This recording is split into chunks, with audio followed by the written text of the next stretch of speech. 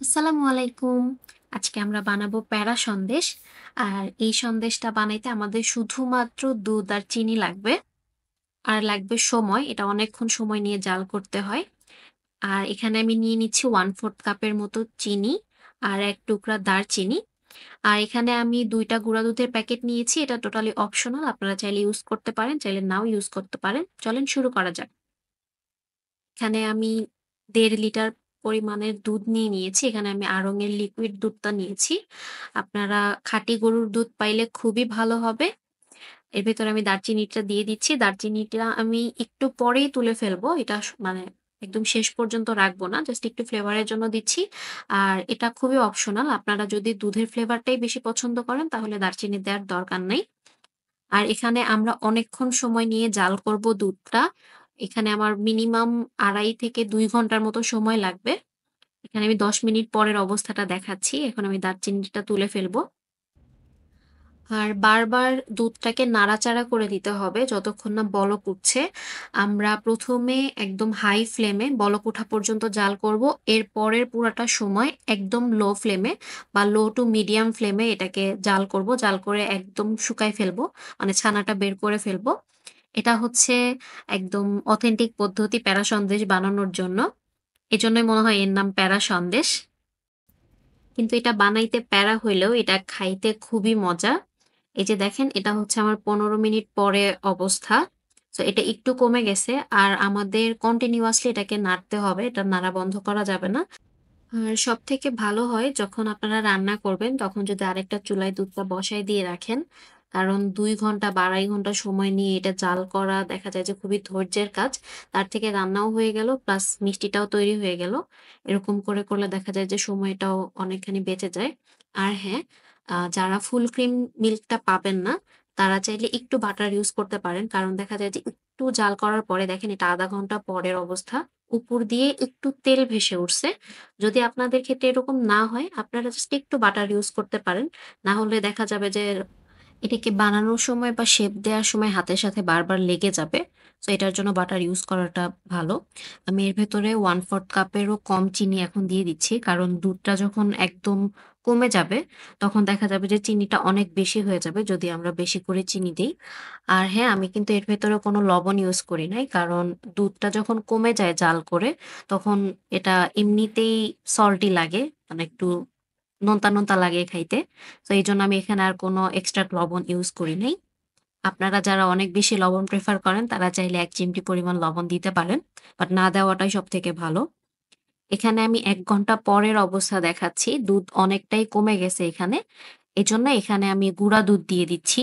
এটা totally optional. আমি আমার যে প্যারা সন্দেশটা, এটাকে সাদা রাখতে চাই। এজন্য আমি এখানে গুঁড়া দুধটা দিছি।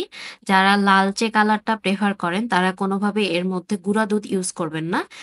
চাইলে কনডেন্স মিল্ক ইউজ করতে পারেন। কিন্তু গুঁড়া দুধ ইউজ করলে কালারটা সাদাই থাকবে। এটা লাল রঙের হবে না। আমি সাদা করব দ্যাটস হোয়াই আমি এর ভেতরে গুঁড়া দুধ দিচ্ছি। আর এটাকে ভালোভাবে মিক্স করে ফেলতেছি। এটাকে আমি আরো ০.৫ ঘন্টার মতো জাল করব। এটা অনেকখানি ঘন হয়ে আসছে। এখন অনবরত নাড়তে হবে। আর হ্যাঁ, যারা হচ্ছে গুড় ইউজ করতে চান, তারা কাইন্ডলি পানিতে আগে গুড়টা গুলে নিবেন। কারণ গুড়ের ভেতরে অনেক ময়লা থাকে, যেটা আসলে পানি দিয়ে গুললে দেখা যায় যে নিচে পাতন হয়ে পড়ে যায়। সো তখন আপনারা উপরের জাস্ট পানিটা ইউজ করতে পারেন। আর অবশ্যই দুধটাকে হালকা ঠান্ডা করে নিয়ে তারপরে গুড়টা দিবেন। না হলে দুধ ফেটে যাবে। আর এই যে এখন অবস্থা আরো ১০ মিনিট পরের, এটাকে এখন কন্টিনিউয়াস নাড়তে হবে। যাতে এটা আরো ঘন হয়ে যায় আর আশেপাশে না লেগে ধরে। আশেপাশের যে সরগুলো লেগে আছে, এগুলাকেও ছাড়াই নিতে হবে। আর এই পর্যায়ে এসে বারবার এটাকে নাড়তে হবে। কারণ এটা হচ্ছে নিচে লেগে যাবে। যদিও এখানে চুলার জালটা একদমই লো করা থাকবে, তারপরেও দেখা যাবে যে যেহেতু সরটা ঘন হয়ে আসছে, এখন বারবার লেগে যাওয়ার সম্ভাবনা থাকে। এজন্য এটাকে চারপাশের যে সরগুলো আছে এগুলা সহ নিচেরটা বারবার নাড়াচাড়া করে দিতে হবে। এখানে আমি ১.৫ লিটার দুধের যে প্যারা সন্দেশটা বানাচ্ছি, এখানে আমার ১৪ থেকে ১৫ পিসের প্যারা সন্দেশ হবে। যারা অনেক বেশি বানাইতে চান তাদের জন্য বলতেছি যে ৭ লিটার দুধ থেকে ১ কেজির মতো প্যারা সন্দেশ হয়। তাই যারা অনেক বেশি অ্যামাউন্টের বানাবেন অনেক বেশি লিকুইড দুধ নিতে হবে। এখানে দেখেন আমার কনসিস্টেন্সিটা একদম পারফেক্ট হয়ে গেছে। এখন আমি চুলার জালটা বন্ধ করে দিব। কারণ বেশি একদম জাল করে ফেললে এটা একদম শক্ত হয়ে যাবে। আর চুলার জালটা বন্ধ করার পরেও এটাকে প্রায় ৩ থেকে ৪ মিনিটের মতো নাড়াচাড়া করতে হবে। কারণ তখনও দেখা যায় যে পাতিলে অনেক বেশি হিট থাকে, নিচে পুড়ে যাওয়ার পসিবিলিটি থাকে। এজন্য চুলার জালটা বন্ধ করার পরেও এটাকে বারবার নাড়াচাড়া করে দিতে হবে যেন একটু ঠান্ডাও হয়ে যায়। কারণ এটা গরম অবস্থাতে কোনোভাবেই বানানো যায় না। আর ঠান্ডা হইলে এটা আরেকটু চেপে আসে, তখন বানাইতে সুবিধা হয়। এজন্যই কনসিস্টেন্সিটা একটু পাতলা থাকা অবস্থাতেই চুলার জালটা আমরা বন্ধ করে দিব। আর এখানে আমি নাড়াচাড়া করে নিচ্ছি। এখন আমি এটাকে প্লেটে তুলে নিব। কারণ এটাকে বানাবো। এখানে আমি সরটা তুলে নিছি। আর হাতে আমি হচ্ছে একটু বাটার মাখায় নিব। কারণ এটা অনেক স্টিকি হয়। বাটার মাখায় না নিলে হাতে লেগে যাবে। এখন আমি গরম অবস্থাতে আপনাদেরকে একটা বানায় দেখাচ্ছি। এটা হাতে লেগে যাবে। আর ঠান্ডা অবস্থায় বানাইলে এটা হাতে একদমই লাগে না। আর এটার যে বুননটা বা এটার যে জমাটটা এটা অনেক বেশি ভালো হয়। আমি ১ম এ লম্বাটে একটা বানাবো। সো আমি জাস্ট প্রসেসটা দেখাই দিচ্ছি কারণ এটা বলে বোঝানো পসিবল না। আমি ২ পাশে লম্বা করে প্যারা সন্দেশটা বানাবো। এটা হচ্ছে নওগাঁর, যেহেতু বিখ্যাত, নওগাঁর কারিগররা এরকম লম্বা, লম্বা প্যারা সন্দেশ বানায়। অনেকটা পটলের মতো ২ পাশের কর্নারটা একটু চিকন থাকে, মাঝখানেরটা পেটটা একটু মোটা থাকে। আমি গোলটাও বানাবো।